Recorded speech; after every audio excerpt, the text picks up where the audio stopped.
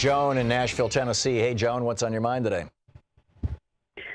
So much, Tom, so much. I called initially to say that I've been thinking ever since Trump was elected and he started doing the things that he is doing, that in essence he is the personification of America without the thin veneer of civility and democracy and fairness.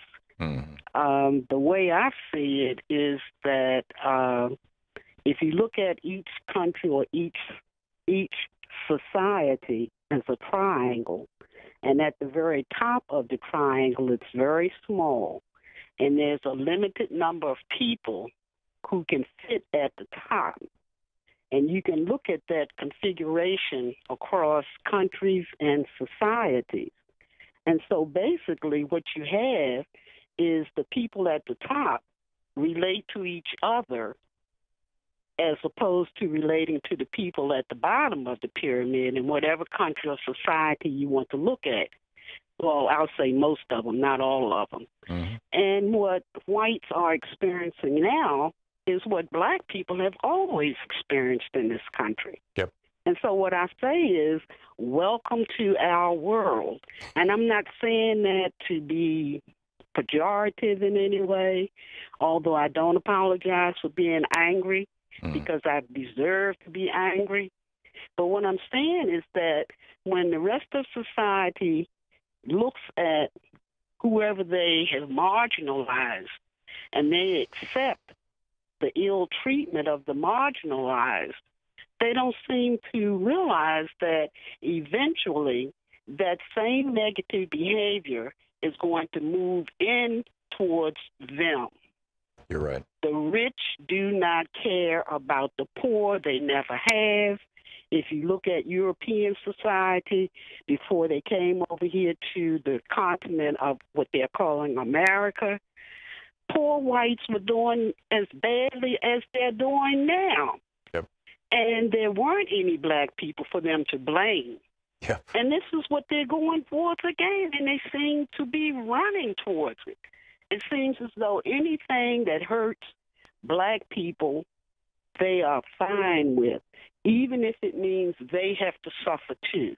Yeah. But as long as they get a half a crumb more than black people, they're satisfied if the rich whites take the whole loaf of bread. I can't understand that.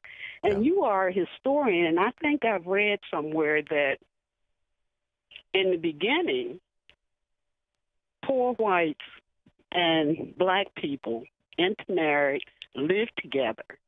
Yeah, there was a fair amount of that up in the Northeast. Decided that they would put a wedge between those two groups, tell the whites that their lot laid with the rich whites, whereas the rich whites think the same way about poor whites as poor whites feel about black people. Yep. And they just can't seem to come together.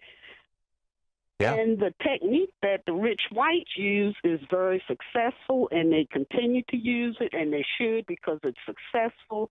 All you have to do is give one group a half a crumb more than the other group, or even within a group, give some factions within that group a few more crumbs than the rest of the group, and you wiped out whatever goal they had directed against the wealthy whites. And it's successful. So, yeah, no, it's divide and conquer, Joan. And this is what Lyndon Johnson pointed out when he said the Republican strategy is essentially, if you can convince the poorest white person that he's better than the richest black person, he'll let you pick his pocket. And that is, that has been the Republican strategy. LBJ called it out in '67, and it's been going on ever since.